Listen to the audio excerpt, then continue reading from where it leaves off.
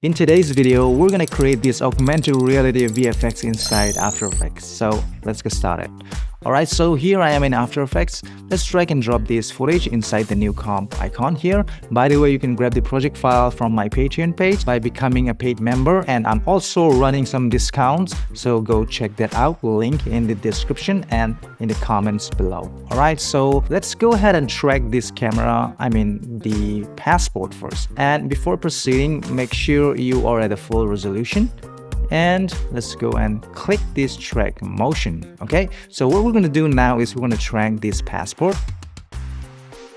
So if you just scrub through the timeline, you can see that the passport, it's not gonna track very well here. So we're gonna do a manual tracking from this portion of the clip. Okay, so what we're gonna do is we're gonna track the camera up until 5 seconds, and we're gonna split this and we're gonna do another tracking. So be sure to stick till the end of the video to know how I do that. Okay, let's go to the first frame and just align this to P, and let's just click on this analyze forward, and it's going forward, and up until there you can see that it's losing the track somewhere around here, like I said before. So that's not an issue. I will just move forward for now. Let's create a new null object and rename this track info_1 and edit target, and we're going to select that null object, hit OK, apply, and to the X and Y axis, and hit OK. Alright, so right away you can see that the null object is there on the passport, right? So we're gonna close this out and we're gonna build the carousel.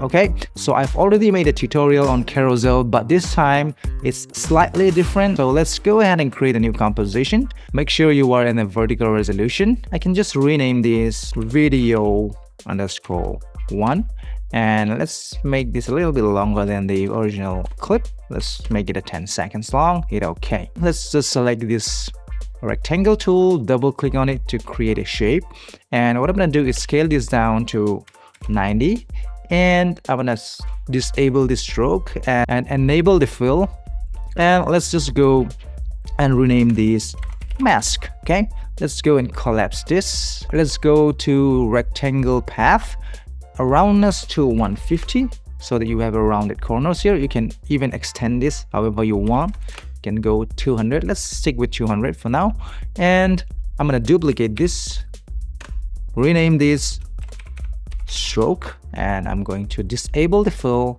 and enable the stroke to white, and I'm gonna set this to 5 pixel, and I'm gonna duplicate one more copy, and I'm just going to rename this to animated stroke. Okay, so we're going to animate this and we're going to set this to 10. So right now you can't see anything because the mask fill is at the bottom. All right, so it's going to make sense in a moment. So let's go to the footage folder and let's just drag and drop this footage at the bottom of everything, and we're gonna hit R to bring up the rotation. I'm gonna make this 90 so that you can just follow this so that it is vertically set up like this. So this is intentional.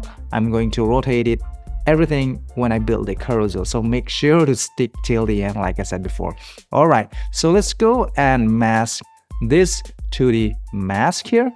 So if you turn off the background, you can see it's been masked, and if I unsolo this and turn off the audio, we don't need that, and can just turn back this. Okay, let's collapse this animated stroke, go to add, and I'm gonna add a trim path, and let's just collapse this. Let's go to the first keyframe, first frame, set the start and end values keyframe, and let's just move to maybe around, I don't know, 1.5 seconds, and I'm gonna set this end to 0, go 1.5 seconds, and I'm crank this up to 100, both this 100, and I'm gonna offset the timing here. And what I'm gonna do is also click on the offset, and I'm gonna type in time times 50. Let's go inside the rectangle, go to stroke, and change from butt cap to rounded cap. So It's a very subtle difference here. If you can't see it clearly, you can just click Control Shift and H to hide those handles. And if you increase this, you can see this is the animated mask. Okay, I mean animated stroke, not mask. So I can just put it around 15 or something like that. And I can also add a glow. So by the way, this is a new feature of After Effects. You don't have to use the FX console anymore. So it's built inside After Effects 2026 version. I'm not quite sure about it. I think I'm using 26.2.1 build. Okay, so you have this feature just like the FX console. Okay, let's just type in glow and stylize glow. You can just add a little bit of glow to this if you want. Okay, all right, so once you have this video one, you can just replace this video easily. So here you have the pre-comp video one. Maybe I can just make a folder pre-comp and move this video, where is it, inside this pre-comp, and I can just collapse this. I'm gonna duplicate it 6 times because we have 6 video placeholders. Okay, 1 2 3 4 5 6. Okay, we have 6 now. Just double click on number 2. You have the same footage. I'm gonna pick another one, hold down Alt, and if you drag and drop it, it will replace it like that. Okay, you can just go to video 3 just like that. You can just hold down Alt and replace it. Okay, so that's how you're gonna do it. I'm just gonna fast forward that and I'm gonna back in a moment. Okay, all right, I'm back here and you can see that the footage length is not the same, so it's a little bit short. So I'll show you how to extend this. You can right click, time, enable time remapping, hold down Alt and click on the stopwatch and just type in loop, and you can just see loop out. You can just select this and you will have that looping. Okay, so that's really very easy. Let's just close this out. If you find this video helpful so far, be sure to hit the subscribe button. And if you want to master After Effects and land high-paying clients, sign up for my new After Effects course. I'll be releasing it very soon. And we're here at the main comp.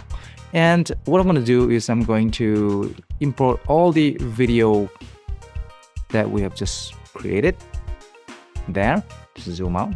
And you can just scale it down around, I don't know, 30%. You can just make this at 3D layers. Okay, make all these a 3D layer. And what I'm going to do is I'm going to create a null object.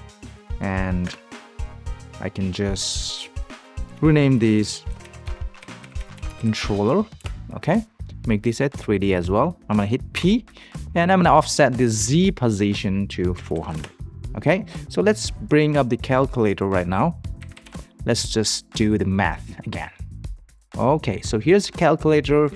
We have 6 videos that has to be placed in a circle. So the radius of a circle is 360. So we're going to type in 360. I'm going to divide it by, I have 6 footage, right? If you enter 6 and you have a result of 60. So we're going to offset 60 degrees on the rotation. Okay, that's how it works. So if you have, say, 360, if you have 8 videos divided by 8, and for you it's going to be 45. Okay, that's how it works. All right, so we have to offset 60 degrees on the rotation. All right, let's just select the controller, hit R to bring up the rotation. And we're going to parent this video one to the controller. And if you rotate the x-axis, see, you can just enter 60. Okay, and number 2, parent this to the controller again. And here I'm going to enter plus 60. All right, you can see that you have a carousel there. Parent this to the null and plus 60. And the 4th one, parent this and plus 60. And the 5th one, parent this and I'm gonna plus 60, and number 6, just parent this. So you're fine with that. If you rotate it now, you can see you can always go and select these carousels, hit S. You can scale it up to adjust the spacing between this. You can just add the spacing, and if you want to scale the overall look of this carousel, you can just go to the controller, hit S, and simply you can scale it down like that. That's the trick to do this. Okay, so let's just undo that real quick and undo that. I think I'm happy with that, and let's just rotate this. This is not what we want. Hit R. So we're going to rotate this. If you're gonna set this to 90, you can see that it's just the reverse of that. So -90 should be good. Okay, you can see it's there. I think I might need to scale the video up because I don't like the spacing now. Maybe around 40. Yep, that should be fine. And I can scale back this null object down here, and oops, I can just hit P and just move around like that in the scene. All right, something like that. Move it a little bit here. All right, so let's just move to the first frame, and let's hit R, set a keyframe for this Y, and let's just see the hand gesture. Maybe right from here, I'm gonna set a keyframe here. So to the timeline here, I'm going to move it up like this, and if you can just preview this, select all the keyframes, F9 for easy ease, go to the graph, and we're gonna make the graph like this. So you can see how it stops suddenly. I really don't like that. I'm gonna extend this. So I'm gonna extend this to have a smooth animation. But the problem here is before it stops, you can see the hand gesture is starting to pull the carousel down. I'm just going to duplicate this controller, and it's gonna be in controller 2. And what I'm gonna do is I'm gonna just go and hit R, and I'm gonna parent this controller 1 to controller 2. Okay, just delete these Y rotation keyframes. Select the previous controller, hit U to see the keyframes. Maybe right about here, I'm going to move it down like this. Okay, select all the keyframes, F9. Let's just preview what we have. You can see that it's really smooth now. So while it's going there, while it's rotating up, it's gonna slide this back down. So that's how you achieve a smooth animation. And we're gonna tweak the graph like this. I think from here, let's go to the previous controller, set a keyframe, and it's gonna move this up slightly. I think the same thing goes to this. I'm going to extend it to have a smooth animation. Make sure you edit the graph. Maybe I will extend this a little bit and move it up a touch. I'm going to the second controller, set a keyframe, and I'm gonna move this down again. Yes, okay. I think let's go to the keyframe, let's graph and tweak the graph like this. Okay, just after that, I just want this 1, 2, 3 videos, hit position, set a keyframe, and I'm gonna move this to the left side, way to the left side, okay? Because we want this off screen.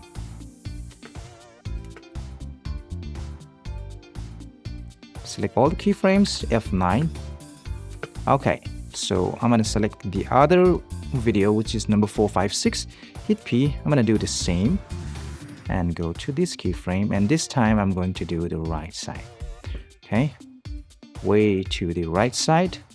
Select all the keyframes, F9, and what I'm gonna do is I'm gonna offset the timing of this like this, just a random offset. Okay.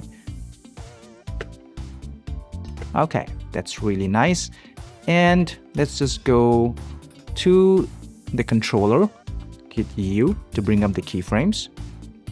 The first controller, in fact. So I'm gonna set the, just hit R, not the keyframes. R4 rotation, and we're gonna add some animation to this. So set a keyframe, X, Y, and Z, and maybe up until here. Let's just, rotate it, not this one. I think it's the X-axis, okay? We're gonna rotate it like this. And okay, you can see that. Maybe I will extend the keyframe till here. I think I don't need a keyframe on this Z-axis. Okay, that's really nice. Let's select this keyframe, F9 for easy ease. Make sure you tweak the graph. Okay, right now you don't have the motion blur, so everything is really not, nice. And the trick to this is adding a motion blur, then it will look really, really nice. From here, I don't need this anymore. I'll select all of the footage, hold down Alt and the right square bracket to trim that off. Let's just turn on the motion blur and for the composition as well. You can see with motion blur, it looks much better. Select the pen tool without selecting any layers. I'm gonna select here and here. Straight line. And I'm going to increase these to around 40.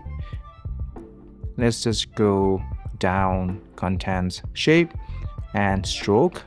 And let's just change from butt cap to round cap so that you don't have a flat edge here, okay? Maybe 50. And change the color to a little bit dark, something like this. Hit T. For opacity, lower the opacity to around 50, and I'm going to duplicate this, Control D, and make this a 3D. And let's just go to the contents, shape, path, and I'm going to grab this path. I'm going to move this down, so I'm going to make this smaller, something like this, and I'm going to lower the stroke to around 40. Maybe 35. Yep, I think that's nice. And I'm gonna increase the opacity, or maybe increase the color, like brightness to full white, something like that. Okay, and don't forget to parent this to the tracking information, which is this null. That way it stays with this movement. Okay, all right, so let's animate this slider. Before we do that, you can see the anchor point of this shape is somewhere at the center of the comp. I really don't like that. Select both of these, Control and double click on this pen behind tool to center it to the shape. Okay, and we're going to animate the position of this. Hit P, and let's just go and select both of this controller to see the keyframes. We're going to match this keyframe. Set a position here when it slides up, right? So I'm going to move this down here because it slides up, right? So I'm gonna slide it up. Select all the keyframes, F9, and it slides up. So from here, set a keyframe, and I'm gonna slide it down again.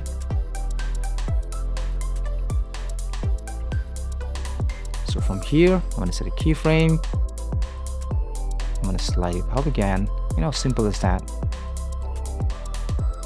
And from here, set a keyframe, and I'm gonna slide it down again, somewhere here. Okay, so if you see the keyframe now, animation now. Okay, so you can always go inside this and change the graph, something like this, for a smoother animation. Okay,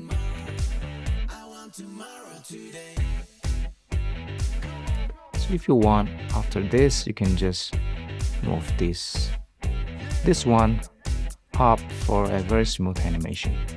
So it kind of adds some smoothness. So you have to change the keyframe, graph editor for that. I think that's too harsh. Make it further away. Okay, that's better. And select both these shape layers, hit S.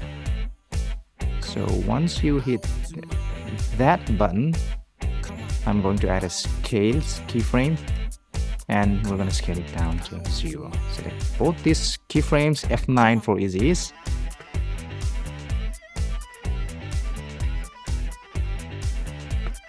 What we're going to do here is we're going to add some loading animation here. Okay, so I have a stock footage from Envato, and so before that I think we're going to add one more thing, which is the folder, and maybe I'm going to scale it down. And here, go to the first frame, align it here. I'm going to create a text, travel folder, and I can just put it somewhere here. All right, and make this a 3D. That's really simple. Make sure you parent both of these layers to the tracking information, and it sticks to that. Okay, that's really very easy. And let's move forward to tracking the rest of the clip. Okay, from here what I'm gonna do is select the footage, Control Shift and D to split this, and hit U, and I'm gonna delete this tracker 1 because we don't need that tracking information. We're gonna track it manually from here. So I'm gonna do the same from here, track motion, and I don't know, so for some reason the tracker is not here. Maybe if I go close this, select this, track motion, yep, it's here. All right, so let's just grab this point, and maybe I'm gonna put it somewhere around here. All right, so by the way, I just hit the turtle key for full screen. Okay, and you can just go frame by frame. Let's just zoom in here, and I'm gonna set frame by frame. Okay, let's just click on this frame by frame. So we're gonna try to match it as precise as possible here. See, there you have it. So this kind of thing often happens in VFX work because you don't always have a clean shot, right? So this kind of motion blur is always there on the shot, and you always have to deal with this kind of composites every now and then. So it's totally normal. Right, so let's just follow this, follow it here, here. Okay, let's just try to roughly align this. Just go, where is it? Okay, frame by frame. I think it's tracking now again, and suddenly my finger is here to block the tracking. Okay, so let's just try to align it roughly here. I think I missed that somewhere around here. Okay, so it's tracking it back now. Let's just go frame by frame. Almost there. We're almost there. Yep, there you have the track, layer new and null object. And I'm gonna rename this track info underscore 2. And right now we don't have the tracking anymore. Let's just double click on that. So we're back here. Edit target. Let's just select the tracking info 2. So that's why you have to rename your layers. So I just know it's tracking info 2. Select that, hit OK. Apply in the X and Y, hit OK. All right, so let's just close this, and let's just go and import the loading here. Oops, here. Okay, so let's just size it down to, I don't know, 50, and I'm gonna add a fill, and I'm gonna set this to white. I think that's really big. 20, 10. Yep, 10 should be fine. And I can just move it up, make it a 3D, and don't forget to parent this to the tracking info 2. And we just want this to come up just after this carousel disappear, and we're gonna do some scale and position animation. Set a keyframe and shift page down once and set a keyframe, and let's go to the first keyframe and we're going to scale this 0 and we're going to move the Y position down. Okay, and what I'm going to do is I'm going to use my tool, which is Expression Kit Pro. By the way, you can just grab this from my Patreon. It's a paid Patreon feature. I'm going to use this UI overshoot and apply. All right, so hit OK, and I'm going to close this, and you can see maybe I can just bring it closer. That's really nice. And I also want this travel folder to disappear when this clicks, right? I just want this scale animation. Set a keyframe, shift page down once, and I'm gonna set this to 0. And also I want this text animation. I'm gonna apply an animation preset, which I already have. Hit U, and I think I'm gonna bring this closer and time reverse it. Alright, so that's really nice. Select this keyframe, F9, and I'm gonna just trim both of this. Hold down Alt and the right square bracket to trim that off. Just create a new adjustment layer on top of everything. Maybe just below the folder and the text. Maybe I'm gonna move this loading below the adjustment layer. So let's just rename this effect, and I'm gonna add lens, CC lens. Okay, and what I'm going to do is extend the size to 500, and what I'm going to do is try to match the hand gesture with the distortion of this lens, so that makes the effect cell even better. So when it slides up, I'm going to set a keyframe for the size, and I'm going to do some distortion, something like that. Hit U to see the keyframes, select all the keyframes, F9. So once it comes there, I'm going to move it down a little bit here again, the values. So comes up, comes down, and from here I'm gonna set a keyframe, and it's gonna move. Oops, that's a little too much.